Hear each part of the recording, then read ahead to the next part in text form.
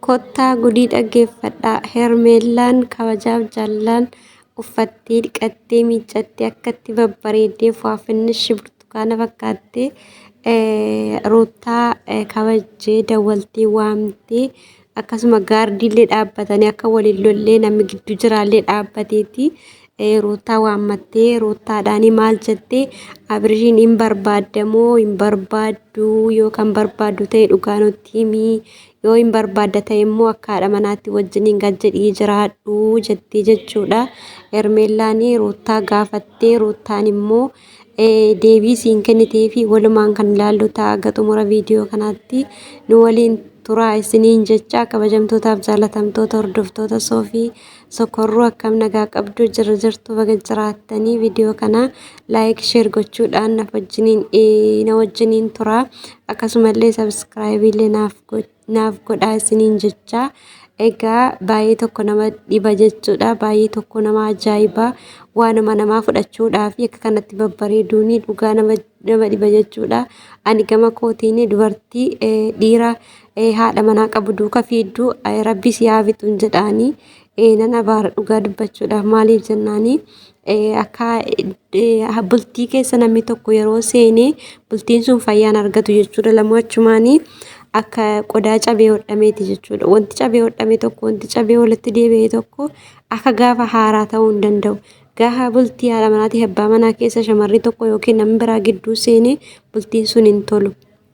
Kanaafuu gamanumaan gara dubbii keenyatti deebina. Hermeellaan egaa kabajaaf jaalalaanii Ruutaa waamte. Ruutaan akkanatti qoosaa jirti galatti. Firkirkis itti jedhaa jirti jechuudha. Itti qoostee kuuftee dhiiftee deemte fudhattee dhiiftee deemtee jirti.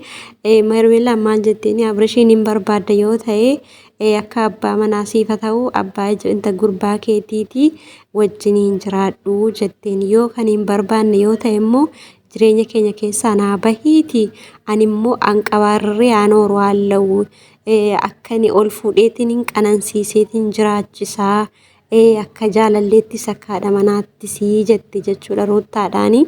Ruutaan immoo akkanatti burtukaana fakkaattee isiinillee moodiitti qabaa jirti. Maaliif jennaani guyyaa sadan kana keessa yeroo daa'imni Ruutaa dhufee Abiriishii bira bulu sana keessa jaalala waan isaatti deebi'u waan itti barbaaddu wayitu fuula keerraa mul'ate. Yoo waan kan hin barbaadde yoo ta'e kan itti deebi'uudha yaada qabdu yoo ta'e ani gidduu keessanii nan bahaa utuu hin jaalladhu utuman fiqiriin sana keessa jiru isiniif anniisaa gidduu keessanii nan bahaa. Yoo dhugaa kan jaallatu ta'e gurbaa kanaa wajjiniin jiraadhu ansiifan dhiisaa gurbaa keessan daa'ima keessan wajjiniin guddifadhaa atis immootu akka haadha manaatti wajjiniin jiraadhu jetteeni jechuudha. Ruutaan immoo maal deebiftee fi ati maal eenyuun akka taateedhaan na gaafattaa itti deebi'ee dhiisee innummaanumti ani ittiin deebi'ullee jedheenis jireenya isaa haa jiraatu ani jireenya keenyan jiraadhaa mucaawatee carraa isaa guddataa jedhee itti himeera. Ati yeroo inni fuula si dhawwate maa dhuftee na gaafattaa dhi'atootii isa ofitti fuuchuudhaaf hagayyoowwan xaaraa turtee hin fudhattuu jedhaattiin jechuudha. Ruutaan Hermeellaadhaan fudhadhu inni ishii jennaan fudhadhu isatu amma dhugaa dubbachuudhaaf viidiyoo jira ani duri yeroo Abiriishii fi Ruutaa wal jaallatan yeroo Ruutaan uffata baadiyyaa sana uffattee dhuftu sanarraa kaaseetiin hordofa turanii akka mataa kootitti jechuudha. Ammaa miti dur jechuudha yeroo jalqaba jaalala galan irraa kaaseen beeka. Hatta yeroo Abiriish fiqiranyaa biraa wajjiniin jirulleedha kaaseenan beeka ture. Dhugaa dubbachuudhaaf jechuudha.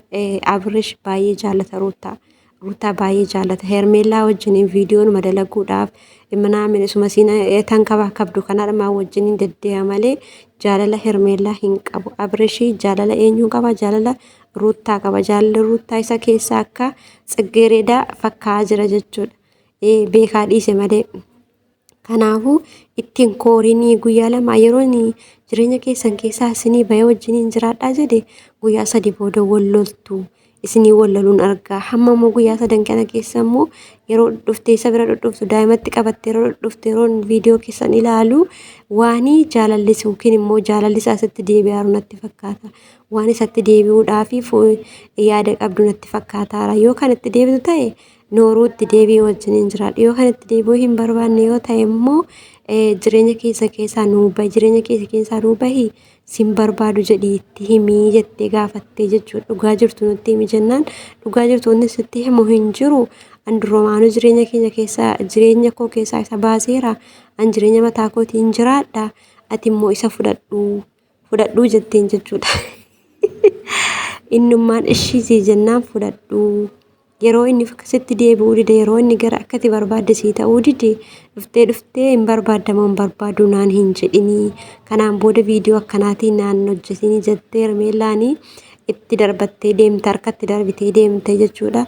Qishanaa itti goote jechuudha. Hermeellaan immoo ani jaalalaa jedheetanii ziqqi jedhee miila namaa jala jiraataara. Jaalala Abrishii jechanii arraffamaara. Jaalala isaatii jecha mataa gadi qabadhee deemaara bakka areetti jette jechuudha.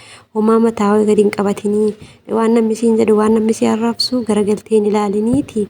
Ati jaalaluma kee Abrishii wajjin itti fufii yoo si milkeessee jettee Ruuttaan jechuudha. Oomin ajaa'iba bara.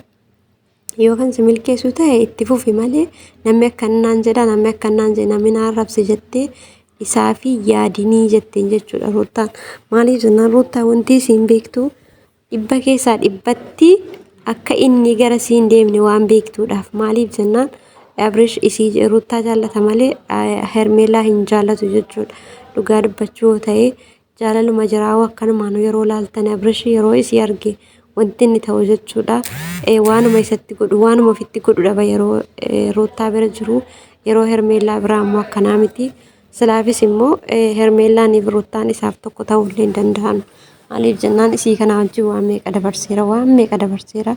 Isiin kunis immoo wanti isiin akkanatti akka hanqaaquu yookiin akka killeettan qabaa jirtuu fi isa harkaan gaachuudhaaf malee gaafa harkaan gaatte abbaa manaa ishee taasifattee isiinis akkuma Ruuttaa kanatti qoosuunis ni mala jechuudha. Kanaafuyyuu dubbii amansiisa hin qabu lamaan jira gidduutti iyyuu dhumarratti Ruuttaa Hermeellaan maal jetteeni boriituu Abrahaamiin nan waamaa bakka Abrahaam jirutti dhuftee sin barbaadaa fi sin barbaadu dhugaa jirtu dhufteetti himtaa isa biratti jetteeni jechuudha. Ruuttaan immoo maal jette isallee waamtee waamuu baattee fudhadhuu inni ishii jennaan fudhadhu jetteeni jirti. Ingidihi egaa viidiyoo borii immoo kan itti aanu walumaan kan ilaallu ta'a.